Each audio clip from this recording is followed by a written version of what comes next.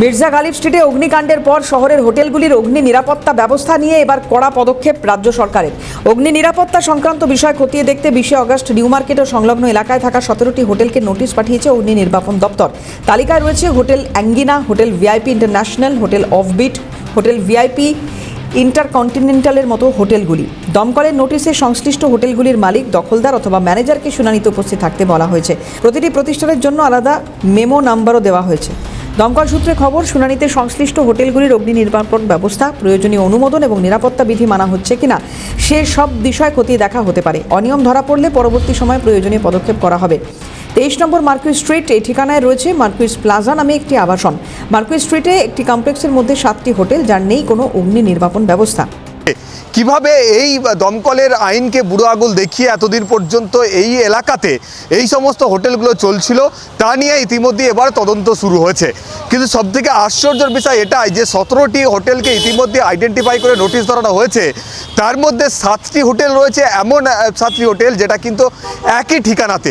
এই যে ঠিকানা, এই ঠিকানার মধ্যে একটি মার্কুইস প্লাজা মানে একটি আবাসন রয়েছে।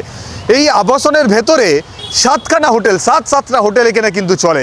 যে 7টা হোটেলকেই কিন্তু নোটিশ ধরানো হয়েছে প্রশাসনের তরফ থেকে। হোটেলগুলো কি বন্ধ করে দিয়েছে আজকে? না, হ্যাঁ আজ থেকে বন্ধ করে দিয়েছে। বন্ধ করে কি বলে গেল যখন ছিল, আপনারা কি শুনলে?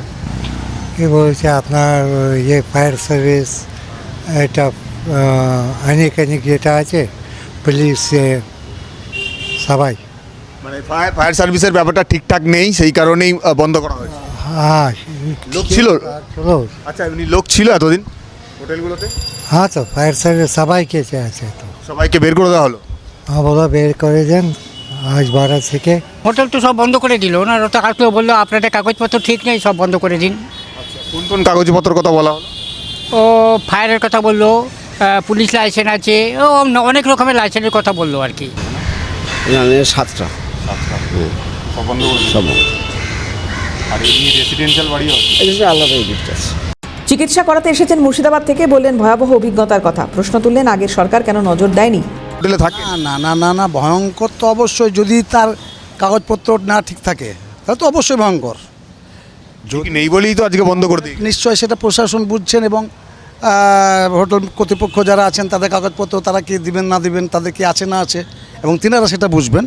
এখন তো যেহেতু ইনারা বন্ধ করে দেখেছেন, নিশ্চয় কোনো দোষী সাব্যস্ত হয়েছেন। এর মধ্যে ধরেন এটা তো দীর্ঘদিনের ছিল, এখন হয়তো জাস্ট ধরা পড়লো। ধরা পড়ার সঙ্গে সঙ্গে যখন এতটা প্রশাসন যখন এখন এতটা আগের থেকে তো এগুলো ছিল, তখন আগে আরো বেশি নজর দেওয়া দরকার ছিল। তখন কেন নজর দেওয়া হয়নি? আগের সরকার কেন নজর দেননি? কেন কিভাবে দিলেন? কিভাবে তাকে দেওয়া হলো, মানে লাইসেন্সগুলো দেওয়া হলো, এবং যাচাই না করে কেন দেওয়া হলো? নতুন সরকার সেই অ্যাকশনটা, এখন সেই অ্যাকশনটা অবশ্যই। অগ্নিমিত্রা পল আমাদের পৌরমন্ত্রী মহোদয়া, উনি যে কথাগুলো ওখানে বলছিলাম, স্টিল ছিলাম, তারপর তাপস রায় মহোদয় ছিলেন, উনি যে কথাগুলো বলছেন, তথ্যগুলো নিচ্ছিলেন, তো ভালো জিনিস তো এগুলা। আমি চাই যে লিগ্যালভাবে সব হোটেল চলুক। কিভাবে একটি কমপ্লেক্সের মধ্যে বছরের পর বছর ধরে এতগুলো হোটেল একই বিল্ডিংয়ের মধ্যে চলতে পারে, স্বাভাবিকভাবেই সেই প্রশ্নগুলো উঠতে শুরু করেছে। এক্ষেত্রে হোটেল পরিচালনার ক্ষেত্রে সঠিক নিয়ম কি আদৌ মানা হয়েছিল? যদি সেই নিয়ম মানা না হয়ে থাকে তাহলে আগের সরকার কেন তাদের বিরুদ্ধে পদক্ষেপ নেয়নি?